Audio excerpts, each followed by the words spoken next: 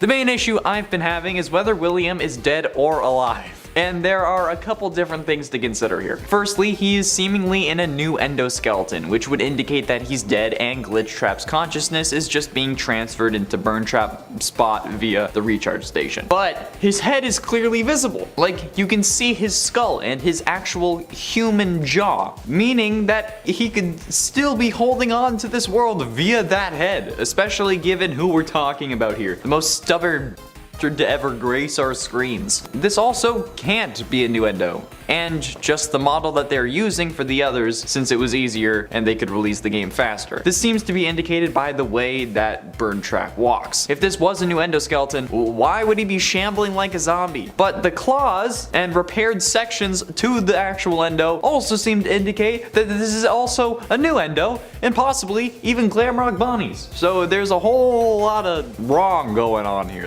All the points are intersecting and it's not fun. Originally, I was against the whole Glamrock Bonnie endoskeleton thing because, well, frankly, the body in the suit kind of disproved it for me, but I think I might have found a way to make it work. However, looking at the model, I'm still not 100% sure. If this was the Glamrock Bonnie endo, it would need to have broader shoulders and actually be shorter. Like, even scaling the Glamrock endo so that they're the same height, the endos, when posed the same and lined up, they don't match. There are similarities, of course, between the two designs, but there aren't enough similarities where I can call this even really above 50%. There's also the issue of the muscles being woven throughout the body, or maybe those are nerve fibers. If it was just the head, I'd understand, since they could have just pulled the old endo head and put it onto the new body. Since all the parts were intertwined, Afton's head would have come with it. But with the muscles throughout the rest of the endo, that's way too intricate to actually have been placed there. And they would only be there and not dangling if it had been stuck there after being shoved full of machine parts. I don't think that they're taking super glue to glue these fibers back onto a new endoskeleton. If Afton was going to transfer his head to a new endo, it wouldn't come with the rest of his body bits. It wouldn't. That's not how it works. Which would mean this would have to be Springtrap's endoskeleton, which also explains why it's so run down, why he shambles, and why he hardly has any casing. And Springtrap's design also seems to change from game to game. From FNAF 3 to FNAF 6, he was totally different, so him changing again in security breach seems like no big deal in comparison. It's basically normal for him to get a newer and seemingly scarier attempt at his design with a new game, and at least this has an understandable progression from the last game and even from FNAF 3, since it's more run down and not just a bigger head like Springtrap. It's like he sold his soul for a bigger head and then the demon kind of made a joke out of it. The most reasonable assumption that I have for what happened though was that he was given the hands of Glamrock Bonnie since it has the claws, and just he wasn't given the entire endoskeleton. But then again, his arms have the bits of muscle and nerve fibers as well, which means that it would have to have been his old one, it would have to have been there from the start, it would have to be the arm of the old endoskeleton, which is a whole other conundrum because Springtrap was missing an arm and Springtrap didn't have any casing on his foot, yet here we are. I just think that we have to kind of leave this one up to artistic license and accept that it's meant to be the same endoskeleton, just with a replacement part or two from Glamrock Bonnie instead of like the entire endoskeleton. It makes sense, honestly, and it's really the only reasonable explanation that we have. Unless the colors are wrong on the images that I was looking at and the bits on the hands are just meant to be melted casing, which is possible, but I doubt it. As for if he's wanted dead or alive, I think this version of Afton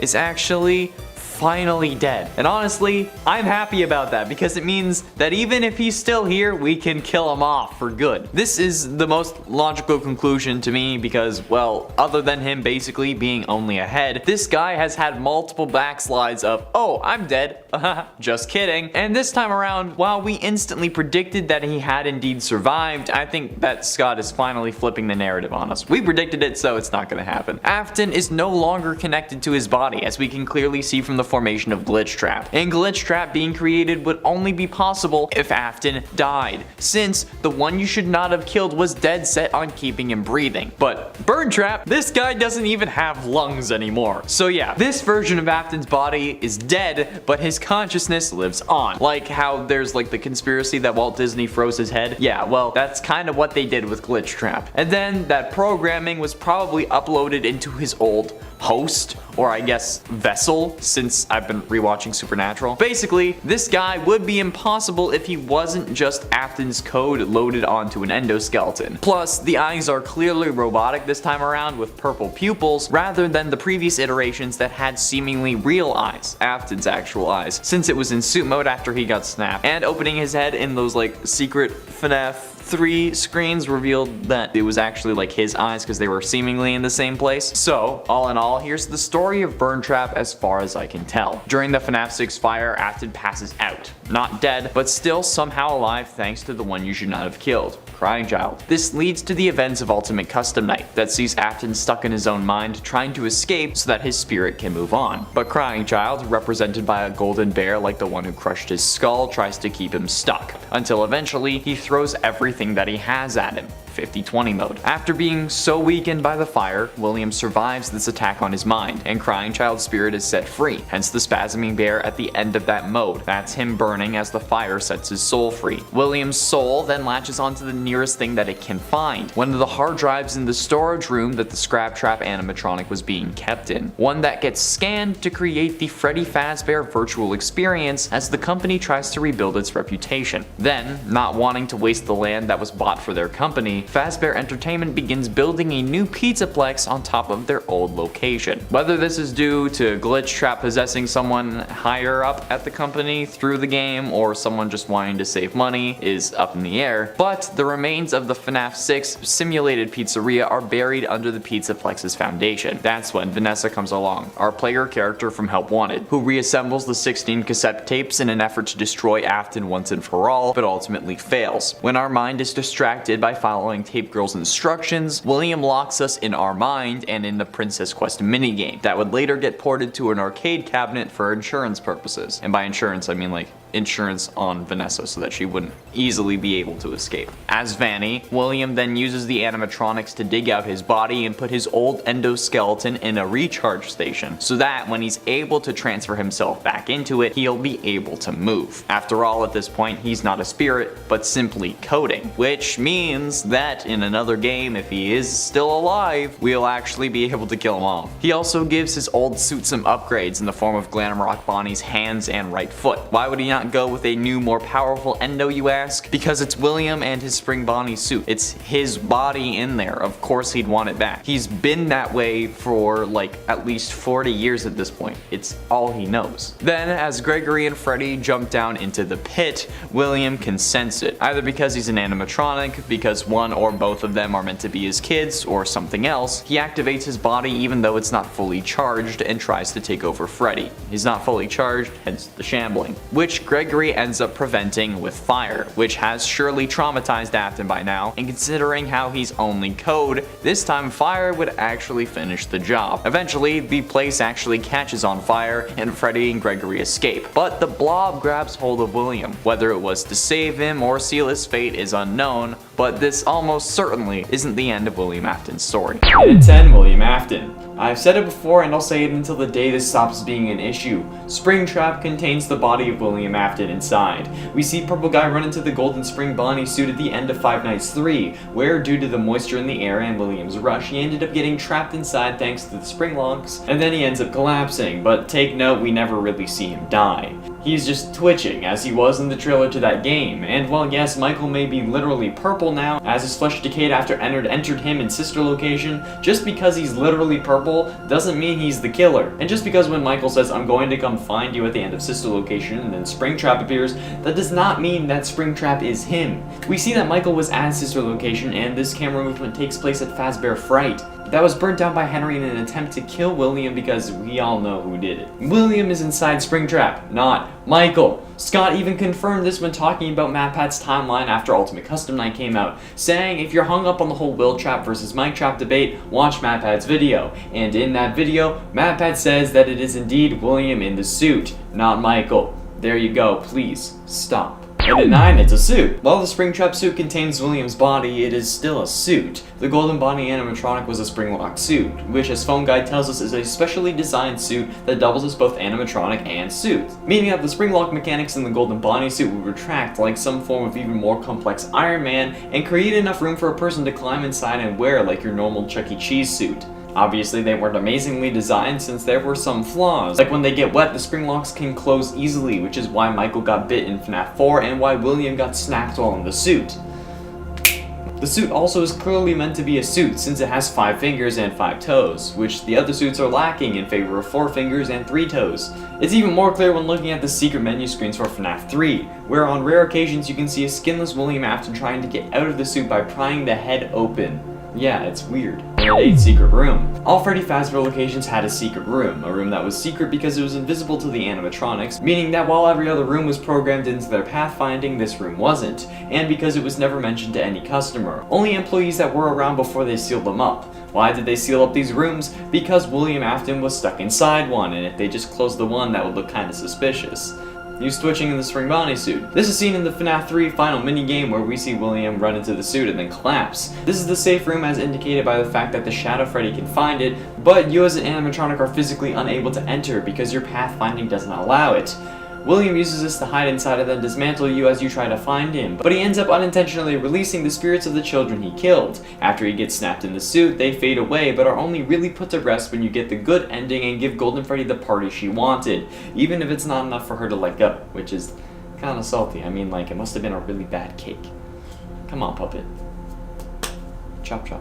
And at 7, the arm. We don't know too much about the upcoming FNAF game Security Breach. So far we know that there are at least 5 new animatronics and a whole pizzaplex to explore, and the game will have a day and night cycle, but that Afton will also somehow be involved thanks to the appearance of Vanny, who will serve as the antagonist to this game. However, in the gameplay trailer released for the game by PlayStation, at the very end we see a seemingly metallic arm reach out from behind some boxes. Some believe this to be the arm of the Stitch Wraith, others think that this is William. I think it's the latter, since we can see the reflection of purple light coming off the arm, and Springtrap, aka good old Willie Afton, is known for being the purple guy.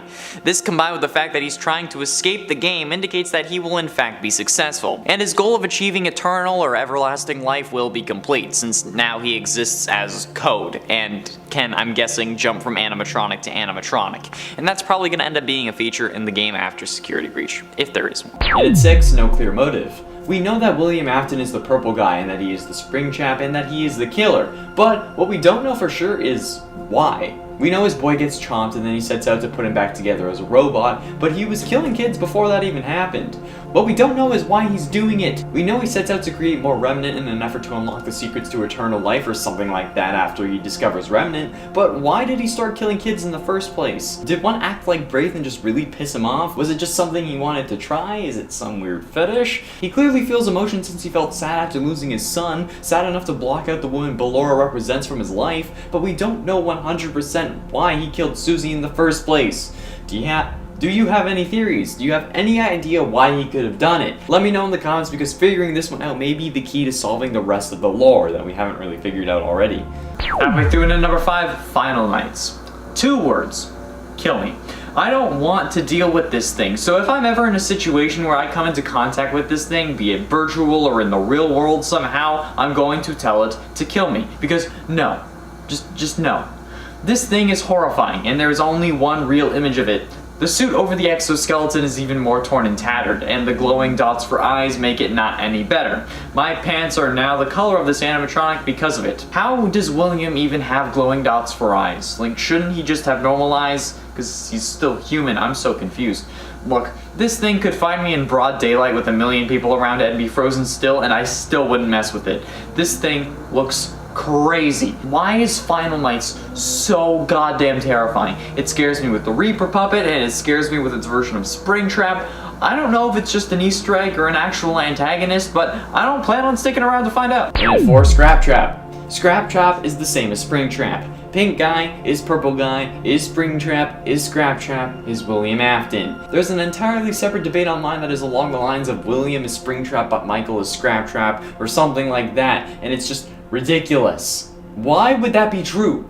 The only Spring Bonnie suit we know of is the one that William was inside before the events of Pizzeria Simulator. For those of you who don't know, Scraptrap is the version of Springtrap you find outside of the pizzeria in the back alley, like where you find Scrap Baby, Molten Freddy, and Lefty. And in accordance to paragraph 4, you bring it inside so that when the pizzeria burns at the end of the week, everyone who needed to be set free with fire, since that's the only way to destroy remnants, can be set free. Scraptrap is just a further decayed version of Springtrap. It's not a separate character, it's not its own thing, it's not Michael or anyone new. It's Springtrap, it's William. They are all one and the same. Getting close to the end and number 3 survived. After FNAF 3's ending, when we learned about the fire, we thought that was it, at least for around 20 seconds, until people started brightening the final image like we know to do with FNAF by now. And that's when we saw Springtrap sitting in the shadows behind the stuffed animal that was the image for the news article about the fire. Now, I have no idea how the photographer didn't see that, or if William was bribing news outlets or whatever, but this is absolutely terrifying. And it really is what started us down the rabbit hole of having to jump through several hoops to find more lore clues and ideas. Brightening this one image made us have to comb through the files of a mobile game. Think about that. Anyway, this image set us on the path to thinking William survived the fire and that this would not be the last FNAF game.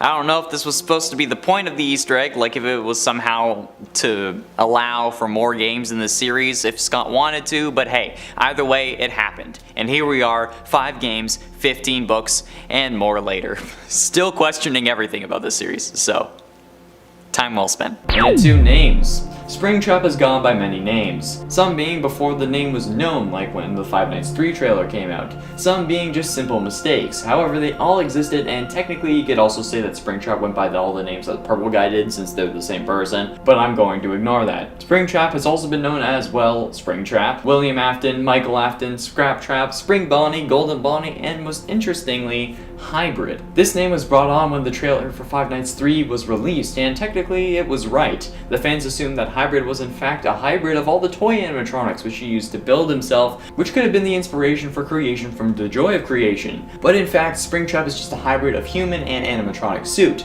not being entirely one or the other, hence why I refused to put him in the scariest animatronics list, especially since I don't really find him that scary. But Amanda put him on when she took apart, but despite that, I still stand by my viewing. I stand by my reasoning, okay? He's not entirely an animatronic. He's still in the suit. We never see him die. Finally, in at number 1, oldie but a goodie. This suit is one hell of an old suit, not to mention how long William was stuck inside it, but this suit dates back all the way to Fredbear's Family Diner, which is crazy, and even if they had this technology when that diner was prominent, that makes me even more concerned about how this thing was Iron Man levels of advanced. And while the decay on Springtrap makes that evident, it confuses me as to how it started to break down when Golden Freddy, a spring lock that is as old if not older than Spring Bonnie, seems fine in the first game. I think it's because those holes and rips were in fact made by William when he was trying to escape the suit.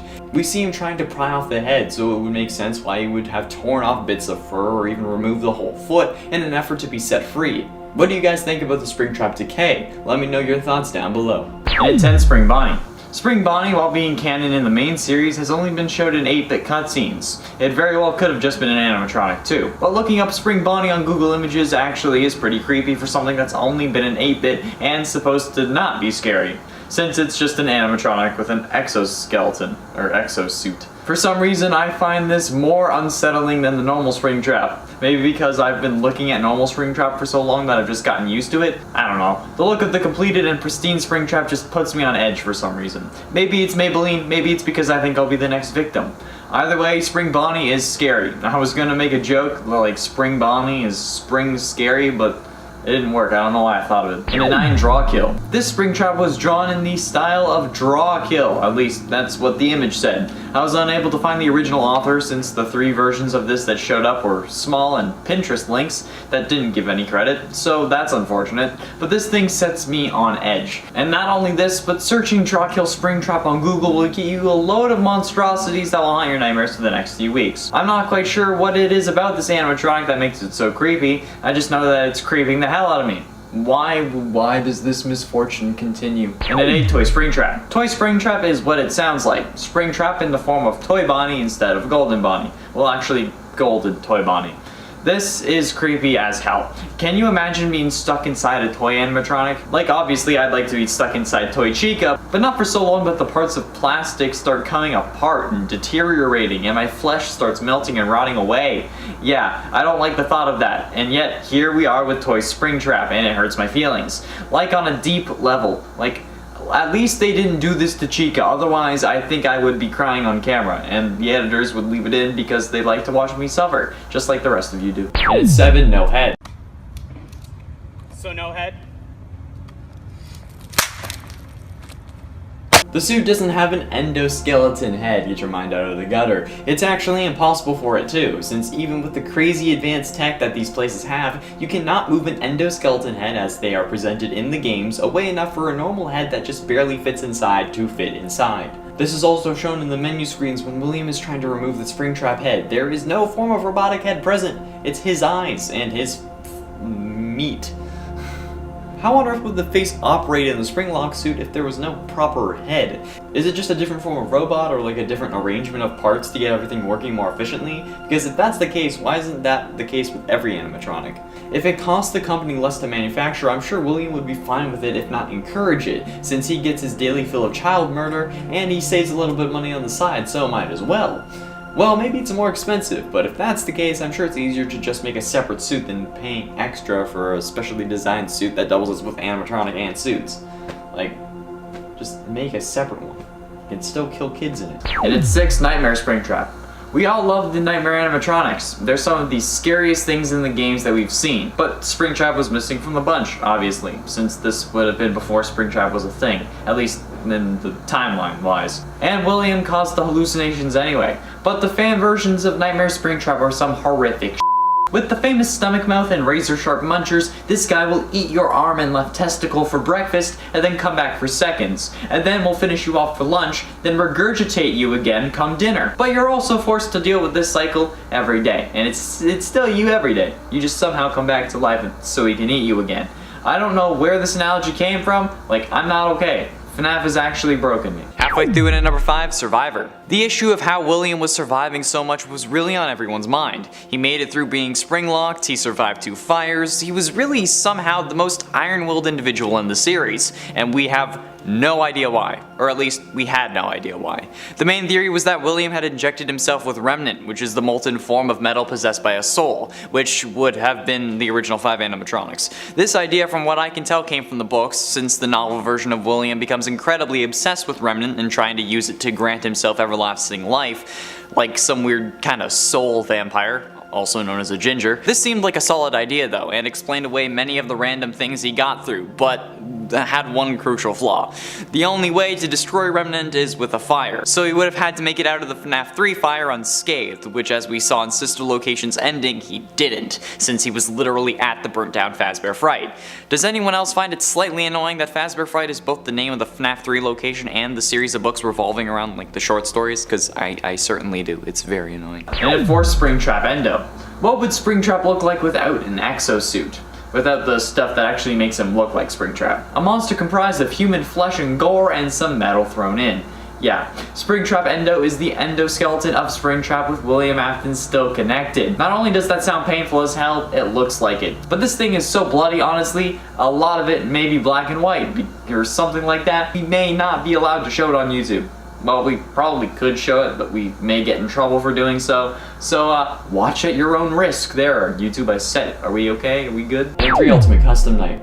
We can all agree at this point that Ultimate Custom Night takes place in hell, and we play as William Afton dealing with the torture we deserved for killing all those kids, but specifically the one we should not have killed.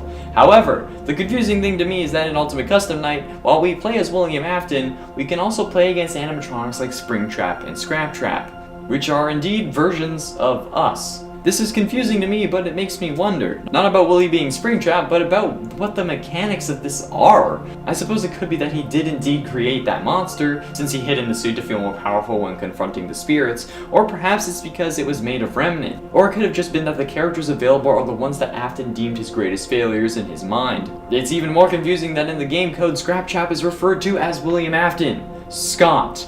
I know you're clarifying that Scraptrap is William, but that throws a whole lot more wrenches into this than there should be for a final game in the original story. Come on.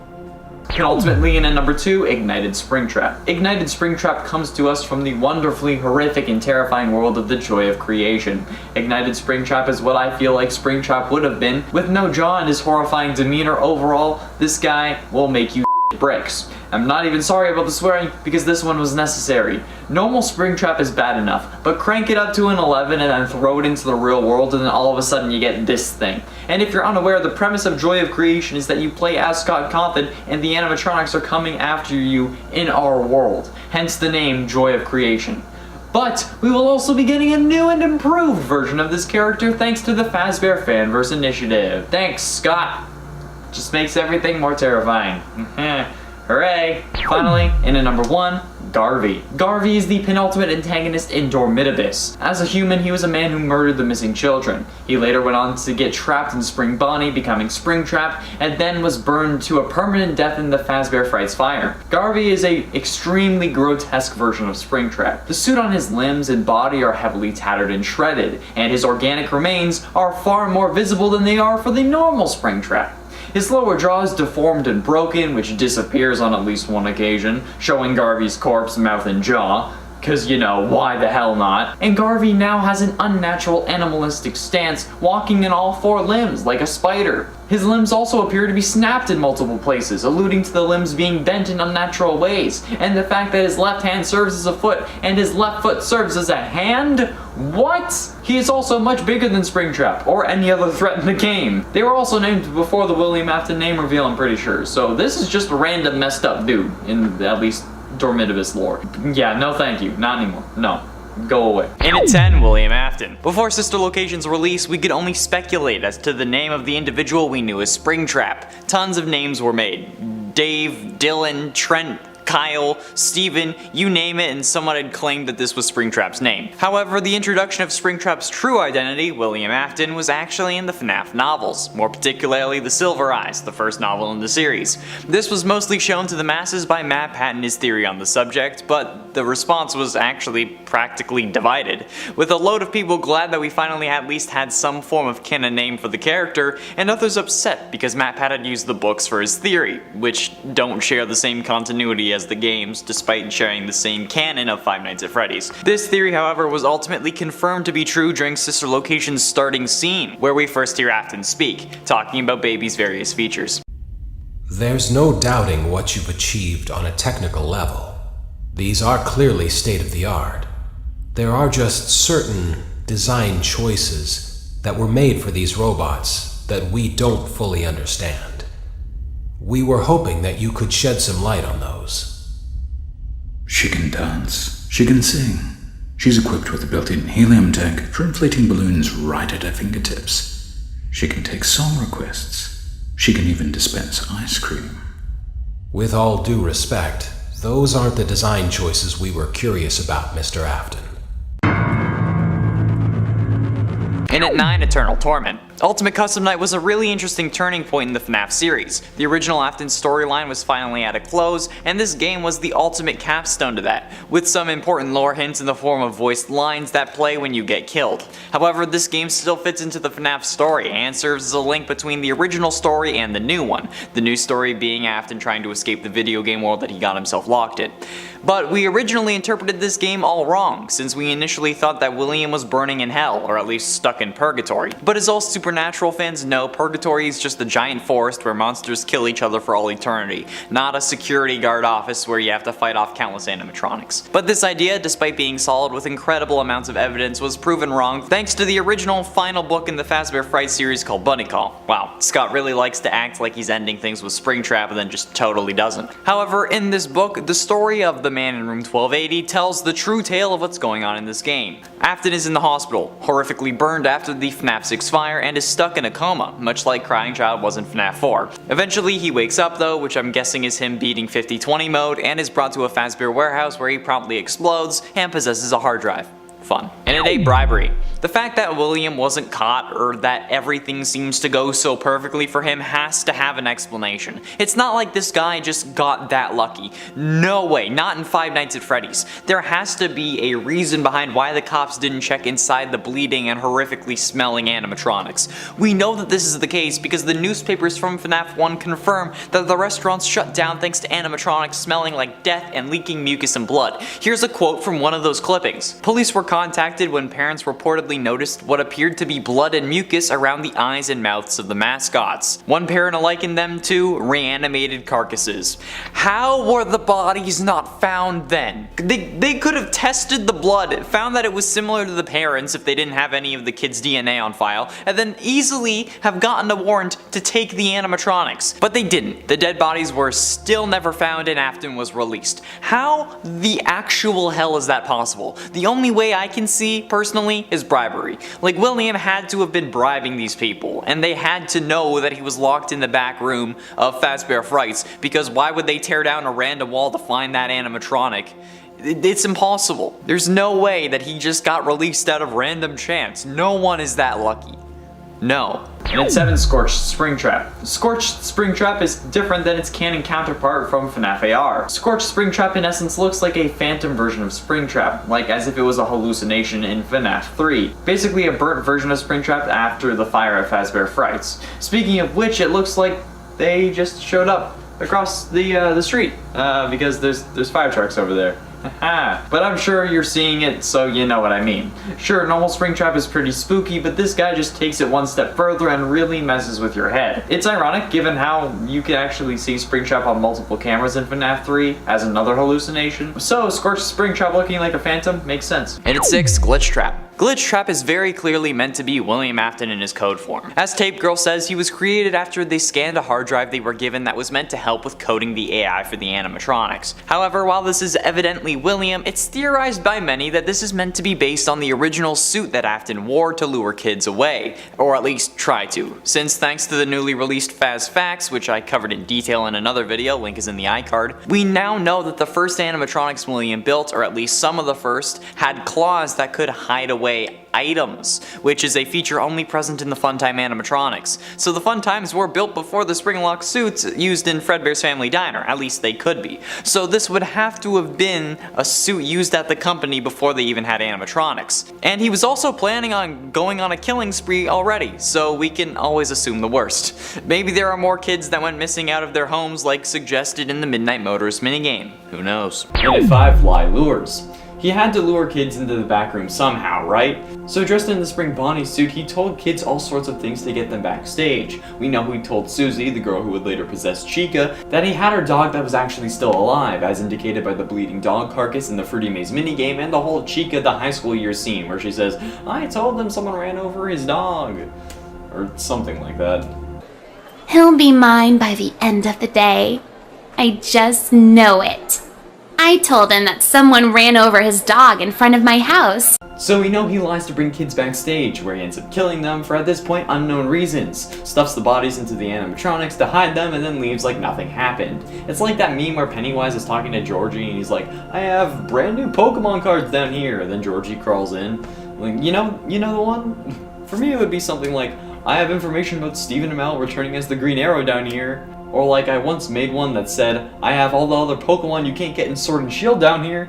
And that one would honestly get me. Pokemon is the one game that shouldn't need a DLC, okay? Forgot this was a FNAF list. And at 4, Mic Trap. The Mic Trap theory came out after Sister Location's secret ending, where Michael makes his speech with the famous line of "I'm going to come find you." After saying "I'm going to come find you" a second time, Springtrap appears at the burnt down Fazbear Fright. This one little moment caused some fans to assume that Springtrap appearing meant that it was Springtrap who was talking, making them think that Mike was in fact the one in the Springtrap suit. Hence the name Mic Trap.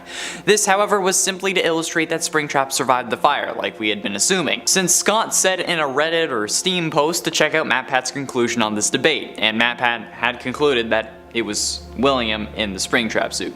Since in FNAF 2's minigames he was able to drive, and if he was Michael, we couldn't have been him in Sister Location. It wouldn't make sense. But that wouldn't be the end of the Mic Trap debate. Haha, just wait until the next game comes out. Getting close to the end in number 3, Daylight Springtrap.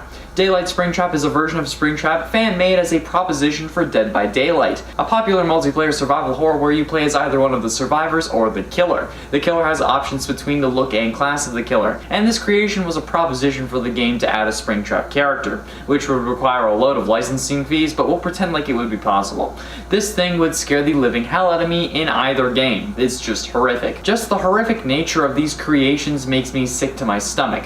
There are multiple versions of this animatronic, and they all that'll just make me feel like I'm going to suffer. Some may say just to add the normal Springtrap animatronic, but I'm not sure. What do you think? Would you like to see a Springtrap killer in Dead by Daylight? And if you did, would you want a unique design or the original Springtrap that we all know and love? Be sure you let me know in the comments. Penultimately, in at number 2, Spring vs. Scrap. Then Ultimate Custom Night came out, and the Mike vs. Wooltrap debate was on the rise again, thanks to the introduction of Scraptrap, who people thought was Scott adding a new character so that both Afton men could be Springlock victims. This was incredibly frustrating for me, but it was ironed out when Scott referred everyone to MatPat's conclusion on the debate, like I said before, cause you know. And in Ultimate Custom Night, Scraptrap says, "I always come back," which turns into William's signature line because let's be honest, he does always come back. So that seemingly settled it, but there are for some reason still fans who believe that Springtrap and or Scraptrap is still Michael, which just boggles my mind. But when people are dead set on something, you can't really convince them otherwise, just like how you can't convince me that Mike isn't a robot, even though in this debate there is confirmation that Spring and Scraptrap are William, but hey. Finally, in at number 1, Survive x2. William surviving the FNAF 6 fire though was much harder to believe when it came out at first, at least before Bunny Call was released. However, some fans seem to note that during the final cutscene of FNAF 6 during Henry's speech, while the other animatronics were engulfed by flames, Scraptrap was ahead of them. Perhaps more, waiting for you after the smoke clears. Although for one of you, the darkest pit of hell has opened to swallow you whole. So don't keep the devil waiting, friend. This was especially hard to believe given that we thought Ultimate Custom Night took place in hell, which is really impossible to go to unless you die. Well, with me being the exception. I party with Satan on the regular. He strangely can't hold his liquor. Either way, this was all proven to be true when Bunny Call was released and William was in the hospital in room 1280, which I have to say has got to be one of the biggest trolls in the entire series, or like at least like one of them. Because like, come on Scott, really? You had to do that to me? To us? Yeah, thank you, Scott. In at 10, Springtrap and Ballora. This is probably the most sane one out of all of these ships, but sane does not mean not cringe. First of all, Ballora and Springtrap are not married like I saw at least one comment, but seemingly multiple suggest in the previous ships list. That's not a thing. They're animatronics, and there is no evidence that Ballora is possessed, either by a Mrs. Afton or literally anyone, despite the novels having the fun times be injected with the remnant of the 5 original animatronics. There's no evidence for that in the games. And while Ballora could have been created as a surrogate mother or a representation of a woman that Afton loved or couldn't have or whatever the story ends up actually being, this is still all kinds of weird. Like, what are you people doing? Bro, do you realize that this is a serial killer trapped in a robot suit? Right? Like this isn't just your old run-of-the-mill ship. In fact, none of these are. To put it into a different perspective, you're basically shipping Jeffrey Dahmer with a robot woman. You're shipping Ted Bundy with a fembot, for God's sakes. Like, does that really seem normal to you? Because it shouldn't. In at 9, Springtrap x Matt. Now, I'm not quite sure what this is shipping because there was no way in hell that I was putting that in my search history, but when I looked up Springtrap X, this was one of the suggestions, Springtrap and Matt. Now, I'm fairly certain that this is talking about the Springtrap and the Matt from the Fazbear Frights book Bunny Call, where a video game designer named Matt ends up giving birth to a real-world version of Springtrap, but a load of people guessed or assumed that this Matt was intended to be a reference to MatPat of Game Theory, which is honestly pretty terrifying. But now, people have begun shipping the characters, and the only reason this is higher on the list instead of lower is because this is only my suspicion, because again, there was no way in any dimension or universe that I actually clicked that suggestion. No way in living hell would I ever do that. Not if hell froze over, not if pigs could fly, not if butterflies flew out of my ass, not if a dinosaur head popped out of my butt and ate my coffee table. No, not a chance in literally any dimension. And I subscribe to the many worlds theory, much like how you should subscribe to the channel, so technically there should be a dimension where I clicked it, but not this time. No sir. And it dates Springtrap and Vanny. Now, I'd like to point out to the jury that Springtrap is a serial killer trapped inside a robot, but also that they do not exist as of Security Breach when Vanny is introduced, since at this point Springtrap is turned into Burntrap. So, for this to work, there would need to be a load of shenanigans, since For Vanny to be created, Springtrap has to become Scraptrap, and then burn in FNAF 6, releasing his soul to possess the hard drive that gets scanned into Help Wanted, that then takes over our brains as Vanessa in Help Wanted. So, for Vanny to be created, Springtrap has to die. Neither can live while the other survives, as the Harry Potter prophecy says. So, like, how on earth are we supposed to ship Springtrap and Vanny when it's literally impossible? This is why I don't like these kinds of things, okay? It makes me think, and it just seems impossible. Like, I don't want to think about the lore implications of shipping animatronics. This is all kinds of cursed, and it actually physically hurts me. I feel physical pain, like someone stabbed me. And it's 7 Bonnie. This is an interesting theory from Reddit user u/was that the bite of 87 on the Game Theorist subreddit a month ago, which actually Matt Pat just talked about in his last Game Theory on Sunday. The post didn't get much love, but it's certainly interesting. Was that the bite of _87 asks if the Burn Trap animatronic is using the disassembled Bonnie. Quote from the Reddit post. So, I have a theory that Burn Trap is using the disassembled Bonnie robot. Let me explain. So you know how Burn Trap has an intact animatronic foot even though no other Springtrap or Scraptrap never had them? Management might have disassembled Bonnie, and there could have been a body of Glitch Trap infected person in there, which explains the dead rotting corpse, and Afton could have taken over, but is weak, which explains why he needs a recharge station. That is all I have for now. It's kind of rough, but considering how Afton's body is still in that robot, which wouldn't be necessary if his consciousness is only in Glitch Trap or if it was transferred into this endo, I don't think that this is actually like the canon. Like I think that if Afton's body wasn't in the robot, you'd be onto something, and like Matt Pat would also be onto something because he also agrees that this should be Glam Rock Bonnie's endo. But his body being in there has to be Scraptrap, but like heavily burnt. Like sure, he has another arm, but they could have just added an arm onto him. But like the main body of it would have to be Scraptrap, unless we have like a really messed up scenario going on, which is possible, but it's a kid's game, so I don't know. I mean, like, would Vanny take Afton's rotting corpse and put it in a new endo? I don't think so. I personally don't think so. I think that they just replaced the arms and the legs so that he could stand, because he didn't have his actual human feet anymore. That's just what I think. And at 6, Springtrap and Golden Freddy. Now in the previous ships video, I mentioned how shipping Springtrap with anyone was cringe, but specifically the original 5 animatronics, since each one are one of his victims, and a kid. Golden Freddy is no exception. Remember people, since Springtrap is the combination of Spring Bonnie and William Afton, who by all means is a real person in their reality, this means you are shipping this person with the animatronic version of Golden Freddy, which is filled with the rotting corpse of Cassidy. Cause some consider Cassidy to be the one you should not have killed, and while those who think that are wrong, that would only add yet another layer of to this already messed up ship. You people need to stop this. The only way that it could get worse was if he is shipped with a family member that he ended up causing the death of.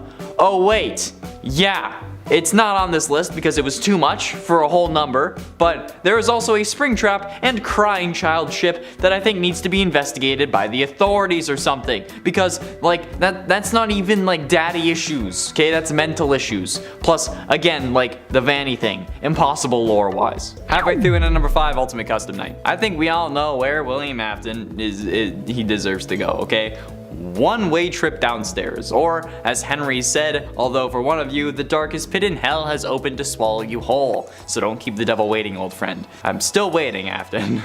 And you know what? We thought we had gotten rid of him. We thought that William was in hell for Ultimate Custom Night. However, this proves to not be the case when the Man Room 1280 was released, showing us that instead William had only been in a coma like his son years before. However, this time winning was him waking up instead of dying, only dying when he explodes in the Fazbear warehouse and creates Glitch Trap, but apparently this is no longer what happened. Because did William really possess a hard drive and become sentient code, or is there something more going on here? While yes, weird things in the series can be explained away with it's FNAF, or like a dream theory of something, but like no, I'm not doing that, okay? That's the coward's way out, and I'm not a coward for the most part.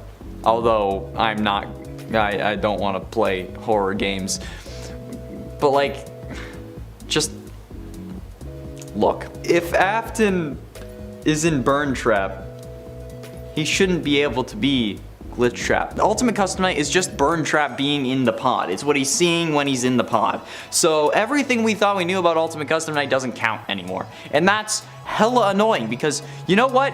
We thought we had something. We thought that we had finally figured out one thing about this series. Then you know what Scott says?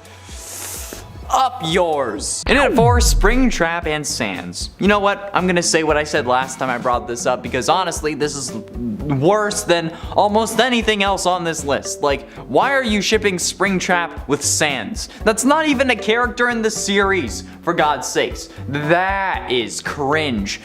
How the ever-loving duck does that work? There are like whole Instagram accounts that I've seen revolving around this concept, and I don't know if you're joking or not. Who thought of this?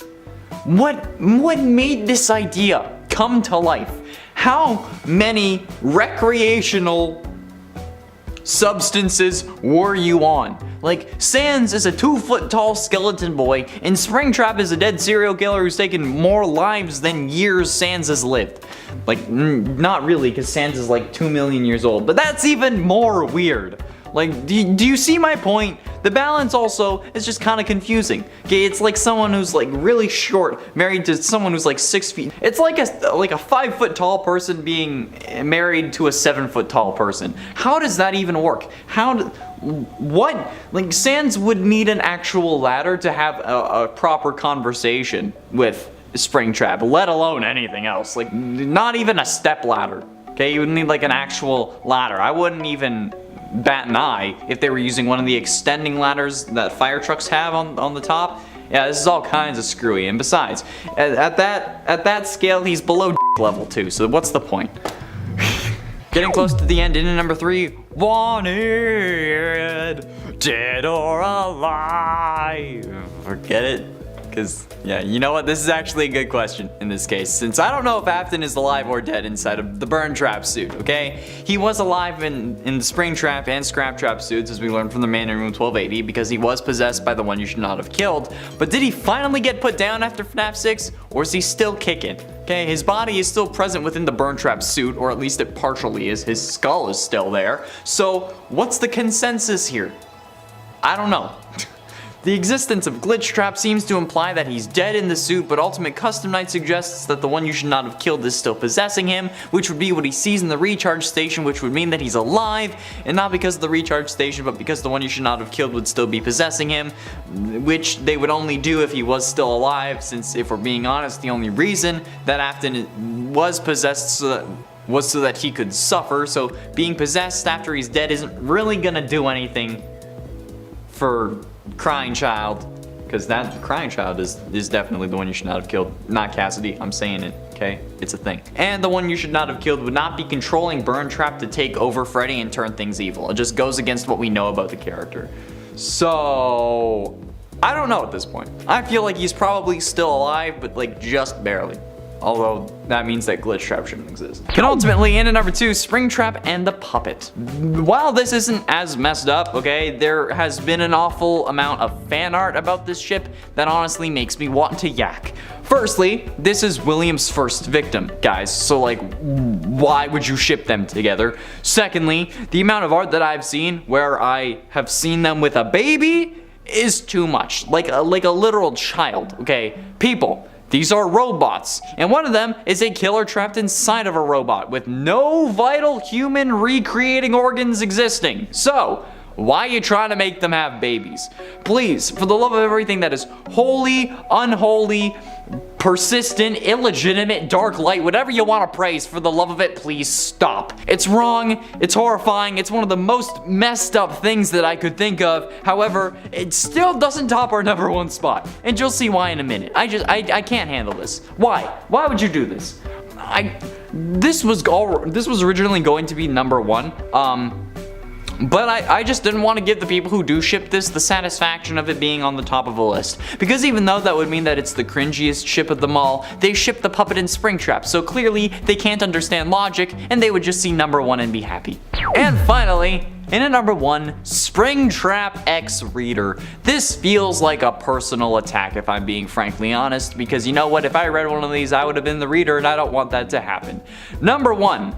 This was the number 1 search when I looked up Springtrap X, okay, Springtrap X Reader, and I don't even want to know how that works. Like, I know how it works, but I don't want to know how someone reading a fanfic would end up falling in love with Springtrap, a literal animatronic man serial killer hybrid. What the everlasting sweet holy Jesus is going on with this community? These are the kinds of people who send Polaroids to serial killers who are in prison for life. I don't understand it anymore. I need to take a shower, sit on the ground, and cry for the entire weekend because this is just what? How does one even come up with the concept for falling in love with an animatronic man hybrid? If it was Chica, I'd understand. But Springtrap, he is one of the most Rule 34 animatronics out there for seemingly no reason, because I just want death now. The fact that people are falling in love with William Afton's filleted body stuck with a bunch of robotic parts, and I can't get a girl to stick around for more than a couple days is pretty damn ridiculous. Maybe I should finally cave and let this series turn me into the maniac I'm probably going to become, because apparently they get all the girls. In a 10 Nightmare arm.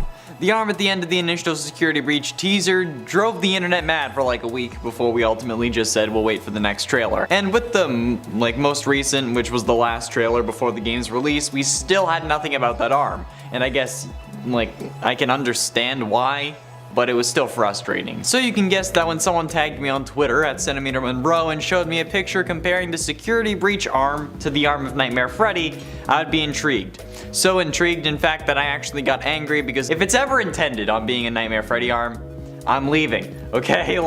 These animatronics are perfectly content being illusions, okay? Or in a child's imagination running wild while his body is trying to save his life. But still, what the hell? How do these versions of Afton in an animatronic keep changing? They all have his body in it, so they must be intentionally the same endo, but then it keeps changing designs still. In a 9 Stitch Wraith. Seeing the Stitch Wraith was very unlikely, but I would have certainly enjoyed an appearance of the character, even if it was in a nightmare sequence like I had suggested in other videos, or maybe it was a brief passerby. I mean, it's not impossible, but I do think that one wasn't likely to happen. Even in a future DLC, I don't think it would happen. But it would certainly be interesting to be looking out a window or something in the Pizzaplex, although there's not really any windows, but it would still be interesting to see him out of the corner of our eye. However, we did used to believe that the Afton arm was in fact the Stitch Wraith, and some fans believe that Springtrap will actually turn into the game universe's version of the Stitch Wraith, which wouldn't rely on Phineas tag art and would probably work better for the story of the games, but I don't know. Based on everything we've seen, I don't think that William will be losing his face anytime soon. But what do you think? Do you think that William, or I guess Springtrap, will end up being the Stitch Wraith of the FNAF game universe, or do you think that we'll never see the Stitch Wraith in the games? Be sure to let me know down below. And at 8, not Afton. Some thoroughly believe that this animatronic, this new version of the Spring Bonnie animatronic, to not be William, and instead possibly be Henry Emily, William's business partner and father of his first victim. Why do they think this? No idea. However, I can kind of see why, but simply it's just due to inconsistencies, since seemingly the endo for this version of Springtrap also has the same endo as the Glamrock animatronics, or the ones that we see in what is honestly the scariest part of the game. Those are the only real endos that we see. Since if this was Afton, the endo should be the first version of the endoskeleton. My explanation for this is simply because they had this model for the endo in the files and they were rushing to release something after already delaying the game multiple times, so they used it and added the Springtrap bits onto it. And since he's so destroyed, it's really difficult to determine whether it's the same design as Scraptrap, and since Henry was also in the FNAF 6 location, it could be him technically, or at least he was around the location, but I still doubt it. And at 7, Springtrap and Mangle. Springtrap and Mangle is one of the ships that was suggested the most in the comments of cringy FNAF ships, and I can see why. Firstly, what the hell? Okay, why would you even consider these two to be a good pairing? Second, isn't Mangle possessed by a dog? Didn't we settle on this? William used Mangle and Susie's dog as a remnant experiment to see if he could actually get robots to be possessed? Or have we forgotten about that for some reason? And I mean a literal animal as well, not he a dog, he's literally a dog. Like, this is borderline Beauty and the Beast kind of thing going on here. Like, what the living f are you people thinking? We're shipping a serial killer who only kills kids and a goddamn actual animal possessing an animatronic. Like, I don't know what's going on anymore. Why are we like this? This makes me want to actually leave the community and stop making FNAF videos. Like, why is this a thing? I don't want to be associated with this. So, because of that, we're moving on. And at 6, AI. It is unknown how Glitchtrap was able to leave his body for the events of FNAF VR, or how he re-enters it for the events of Security Breach. And based on everything we know about this series, it should be impossible for Glitchtrap to exist if Afton is still inside Burntrap, especially if the one you should not have killed is keeping him alive still, since that would prevent Afton from escaping from his body. And despite a line of dialogue in the trailer clearly coming from some sort of William Afton, Burntrap never speaks throughout his entire encounter, which only makes this more confusing, since if he talked, we would know that he isn't an AI, but he doesn't talk, so we can't be sure if he is or not, since not talking doesn't exactly mean that he's an AI, since people can also choose not to talk. And the AIs in this game also talk, so at this point, we have no idea if he is or isn't an AI, which is really annoying. Although, I still believe that the one you should not have killed is Gregory, not Cassidy, but you know, well, MatPat doesn't want to talk about it. He won't respond to my Twitter, okay? Or my Instagram. Or literally anything at this point. MatPat, please. Let's talk about this. Halfway through into number 5, Springtrap and Michael. Oh yes, like I said, the only way it could get worse was if he was being shipped with a family member that he ended up causing the death of. And here we are. The Springtrap x Michael ship is one of the most horrific things I've ever witnessed. And honestly, even talking about it, I kinda wanna hurl. And before you get mad at me saying William didn't cause the death of Michael or Crying Child, yes he did. He was the one who superpowered the Fredbear animatronic and gave it the ability to crush a skull. And before you try using the whole, if someone holds your hand under a hydraulic press, it's not the person who made the hydraulic press's fault on me, okay? These two things are entirely different scenarios. In this case, this is like someone pushing me onto a fence that is labeled as a normal fence, but then someone came along and made it an electric fence without anyone knowing. In that case, the person who made the fence electric is at fault. Secondly, William, by killing people and causing his son to feel immense remorse, caused his other son to die. By killing people, he set his fate as being stuck in the FNAF 6 location, one that Michael felt the need to be at to ensure his father's destruction, which caused him to be trapped inside since Henry never provided an exit. And you wanna ship them? Knowing they're related. Y'all are And at 4, survivors. It seems like everyone we see in the true ending to Security Breach, including Burntrap, are survivors of the FNAF 6 fire, which means that this would indeed be Scraptrap or Springtrap, but as to how he changed again, I have no idea. How do we know that this is everyone from FNAF 6 and not just William? Well, the blob, which is a massive sized proportion of wire tentacles, because of course it is, and animatronic parts with possession of many glowing eyes. It has a whole load of them, okay? It has a mask that is identical to that of Funtime Freddy with black eyes, pinkish red glowing pupils, and like the endo face that reveals to have face plates rather than tubes, which is already a whole other can of worms that I don't want to touch with a 10-foot pole. The blob's body is a large mass of wire like tentacles, and like it's basically what the sister location endos were made out of. However, it also appears to be a larger version of Molten Freddy from the Pizza Simulator Fire. Okay, but it's far bigger, and it has parts of other animatronics like Circus Baby, the Puppet, Chica for some reason, Mangle, Bonnie, and several Endo Mark IIs. And you know what? There's probably others, which again is a whole other can of worms that I don't want to touch. Getting close to the end at number 3, Springtrap and Baby. This is even worse than the Michael one, because not only is Springtrap again the father of the girl possessing Baby and the direct cause of her death, but this girl is also knee-high to a grasshopper at the time of her death. Do you realize how absolutely disgusting that is? When I looked up Springtrap X, as I was doing for most of these numbers, this is one of the first ones that came up. And you know what? That's just wrong. This is shameful. It's even worse than the Michael one. I'm not even joking. Who on God's green earth thought that this was a good idea? And before you defend yourself saying it's the character of Baby, firstly, William designed Baby to appeal to his daughter. Secondly, the only version of the Baby character that we know of is the one that Elizabeth is possessing. I feel like everyone who ships this needs a long, hard talk with Chris Hansen and that Russian guy on TikTok who is catfishing adults with a 14-year-old profile and then scaring them so bad they never did it again. Like, holy sweet Jesus, this is messed up. This is one of the two things that I hate the most in the world, and I don't even want to think about how people can actually be shipping this for real. So we're moving on. That's not my, I'm mad about this. This is, I'm mad. Penultimately, in at number 2, Finally Dead. The true ending is seemingly one of the scariest parts of the game because it contains a load of things, okay? After making your way into Springtrap's area, Freddy will be taken over by Afton's newest form, and it's up to Gregory to defeat him by pressing 3 buttons outside of 3 monitors to burn Springtrap. Players will also need to avoid the animatronic enemies that come for Gregory and then use the doors to temporarily lock them out, and then other things. When Springtrap is finally burned, the blob, which was that tentacle monster thing that I was talking about, attacks him to make sure that he doesn't get away. Freddy and Gregory will then be shown escaping and sitting on a hill together. However, if the blob actually does kill William is a totally different question. There are death animations in the game files, however they aren't used in the ending, so we can't count it as canon. Plus, the whole I always come back thing should have ended with this game from what we understood about the series, but he came back nonetheless, so even logical conclusions aren't going to help us. And if the blob was going to ensure William's death, it would then have to ensure its own death, so I doubt that it did it. God, just please let William finally be dead for the love of everything in life.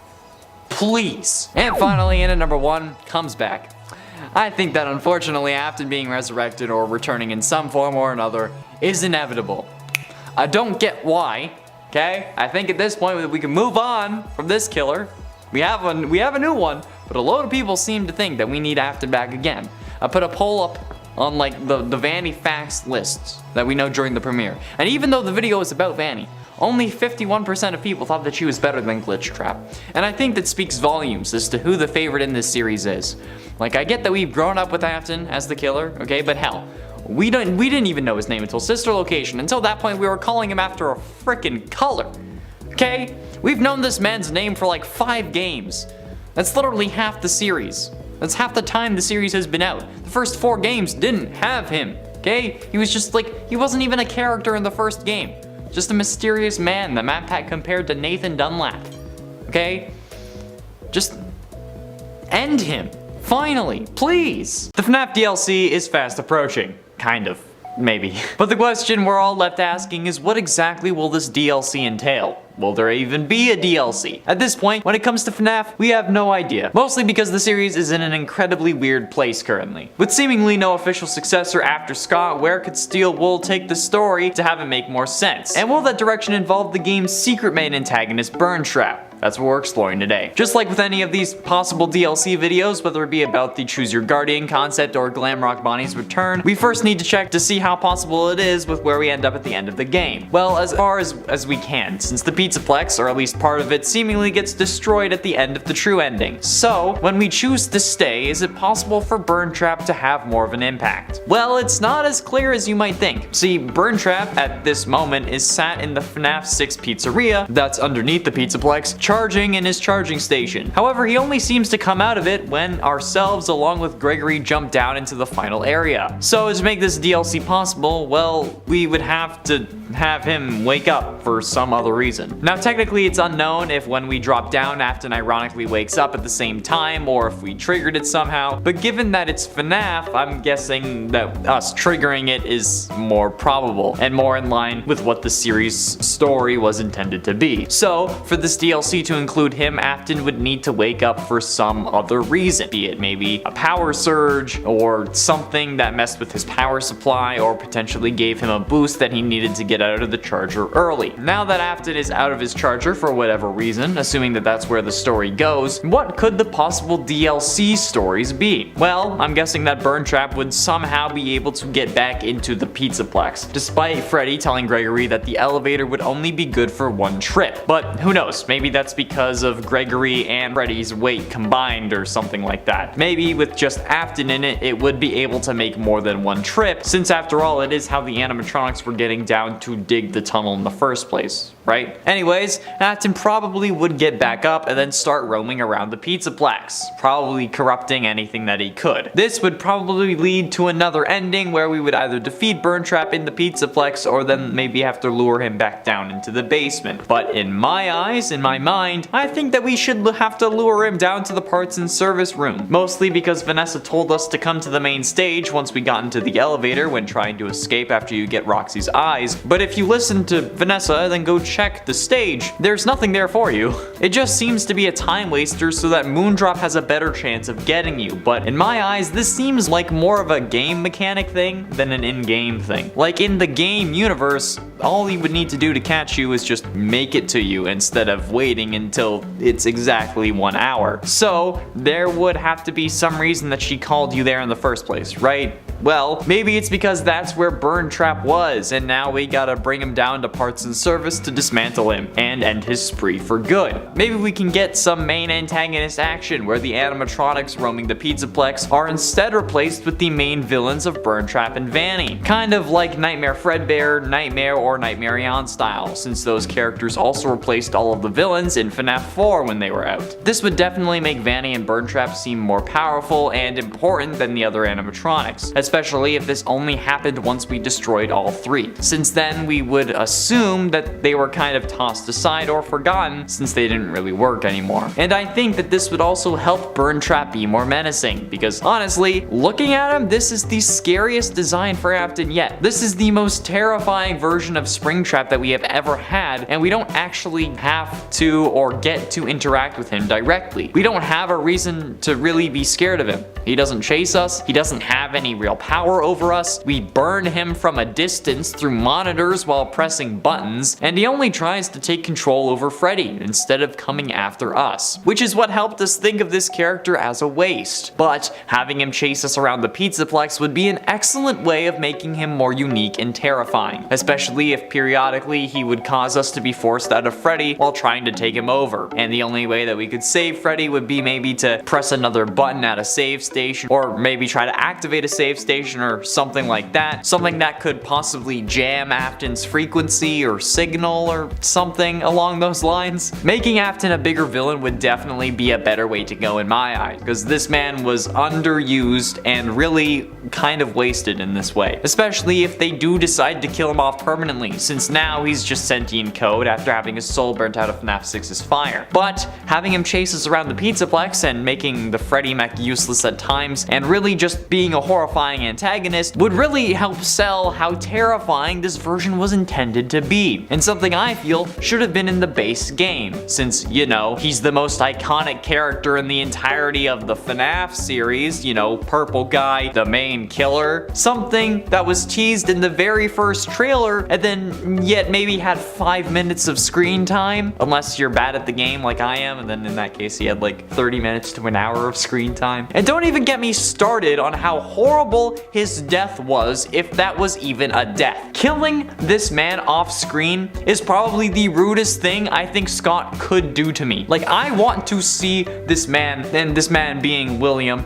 die. I want to be the one who causes it. I want to see the light leave his eyes. I want to see that last bit of code float into the air with his demonic purple eyes and then dissipate. Okay, I want to watch him suffer. It's the least that he deserves. Plus, with Springtrap and Vanny roaming the Pizzaplex, maybe we could actually figure out what happened to those other missing kids that potentially drew us to the Pizzaplex to begin with. I mean, Vanny says in the first trailer that they're supposed to be our friends, right? Like, I don't know, maybe she got to Gregory's orphanage, or like kind of like raided it with a bunch of animatronics. Man, like a World of Warcraft raid, but with animatronics. I don't know. Like maybe this is the way that Vanny's room above Phaser Blast would be open for closer inspection without the Phaser Blast ending button. Maybe there's an additional secret room or duffel bag or like a present with some story lore that points to what really happened to those kids, and then we can actually go and try and figure it out. If they were killed maybe, or kidnapped, or used to fuel Afton. I mean, this could be a really good way for the story to really establish itself, since, you know, the game was released unfinished despite being a couple of years late. Maybe something like this was always intended, but since there were so many delays, we had to deal with an underused and hardly terrifying antagonist despite the ability to make him so much more. But then again, maybe I'm just enthusiastic and expecting too much from these games, which may or may not be a bad thing.